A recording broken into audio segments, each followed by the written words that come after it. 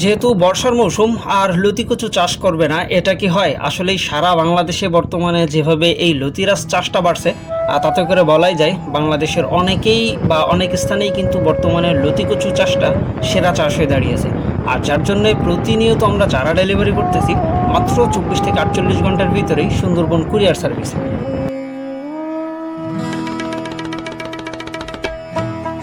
দেশ ও দেশের বাইরে থেকে যে বা যারা আমাদের আজকের ভিডিওটি দেখছেন সকলকে জানাই আন্তরিক শুভেচ্ছা ও অভিনন্দন। প্রিয় দর্শক, আমি আব্দুল্লাহ মামুন আজও আছি আপনাদের সাথে নতুন একটি লতিরাজ কচুর ভিডিও নিয়ে। মূলত প্রতিনিয়ত আমাদের চ্যানেলে আমরা লতিরাজ কচু চাষ সংক্রান্ত সকল প্রকার তথ্যগুলো শেয়ার করে থাকি, যেন একজন তরুণ উদ্যোক্তা বা নতুন চাষি খুব সহজভাবেই চাষটা করতে পারে। কারণ অনেকে আছে যারা অনলাইনের ছোট্ট একটা ভিডিও দেখেই কিন্তু এই ধরনের ডিসিশনগুলো নেয় বা লতি কচু চাষের জন্য উদ্বুদ্ধ হয়। তা আসলেই লতিরাজ কচুটা কারা চাষ করবেন বা চাষে কতটুকু লাভ বা ক্ষতি, এই ক্ষতির দিকগুলো কিন্তু অনেকেই জানে না বা না জানার কারণে পরবর্তীতে আসলেই ক্ষতির সম্মুখীনগুলো হতে হয়। তা প্রথমেই আপনাকে খেয়াল রাখতে হবে পুরাতন জমির চারাটা সংগ্রহ করা। এটা 100% যদি আপনি শিওর হতে পারেন, তাহলেই কিন্তু মাত্র 45 দিনে, অর্থাৎ 1.5 মাস থেকে 2 মাসের ভিতরেই আপনার প্রত্যেকটা গাছেই লতি দিবে। এটা নির্বাচন করতে হবে শুধুমাত্র আপনার মাতৃগাছের উপর, অর্থাৎ মাতৃগাছের বয়সটা যদি 8 মাস বা 10 মাসের কম হয়, সেক্ষেত্রে কিন্তু আপনি আসলেই 1.5-2 মাসের ভিতরে ফলনটা পাবেন না। তার নতুন যারা আছেন অবশ্যই চারা সংগ্রহের ক্ষেত্রে এই বিষয়টা দেখবেন, যেখান থেকে চারা সংগ্রহ করেন না কেন এই বিষয়টা দেখে শুনে তারপরে চারাগুলো সংগ্রহ করবেন। আবার অনেকেই মনে করে যে কোনো ধরনের জমিতেই লতি কচু চাষ করা যায়, তা বিষয়টা আসলে সেরকম না। মূলত লতিরাজের ফলনটা যদি বেশি পরিমাণে পেতে হয়, তাহলে আপনার এরকম একটা জমি নির্বাচন করতে হবে যেখানে আপনি চারাগুলা রোপণ করলে আপনার গাছের শিকড় ছাড়া বা লতি ছাড়তে কোনো প্রকার সমস্যা না হয়, অর্থাৎ নরম জমি।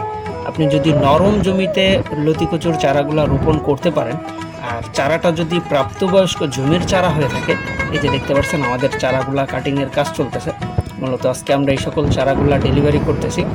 আর যদি এরকম 100% অ্যাকুরেট পুরাতন জমির চারাটা আপনি সংগ্রহ করতে পারেন, তাহলেই কিন্তু মাত্র 1.5 থেকে 2 মাসের ভিতরে ফলনটা পাবেন।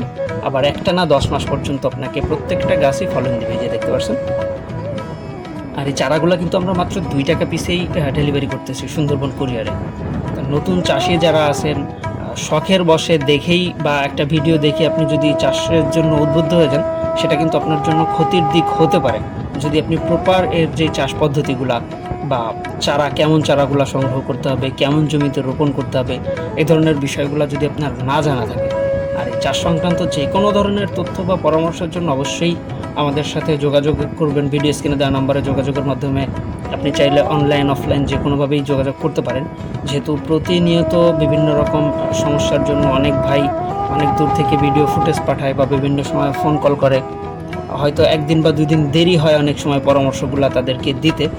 সেক্ষেত্রে অবশ্যই আপনাদের দোয়া এবং ভালোবাসার কারণেই কিন্তু এই ব্যস্ততা। আমার এই লতি কচু চাষ সংক্রান্ত ব্যস্ততাটা কিন্তু আসলে আপনাদের মতন তরুণ উদ্যোক্তাদের নিয়েই। এই যে দেখতে পাচ্ছেন প্রতিনিয়ত কিন্তু আমরা চারাগুলা ডেলিভারি করতেছি, যেটা সারা বাংলাদেশে ডেলিভারি হচ্ছে। এই যে দেখেন আজকেও অনেক চারা আমরা ডেলিভারি করতেছি, যেটা সুন্দরবন কুরিয়ারের মাধ্যমে। তা নতুন চাষি যারা আছেন সবাই ভালো থাকবেন, সুস্থ থাকবেন। আল্লাহ হাফেজ।